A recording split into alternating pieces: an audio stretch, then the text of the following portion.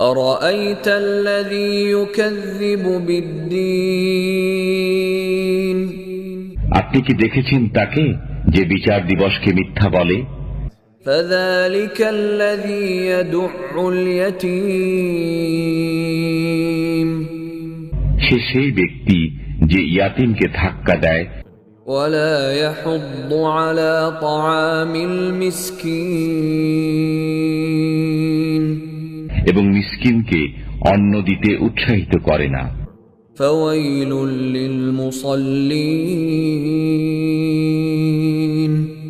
অতএব দুর্ভোগ সেসব নামাজীর الذين هم عن صلاتهم ساهون যারা তাদের নামাজ সম্পর্কে বেখবর। الذين هم يراءون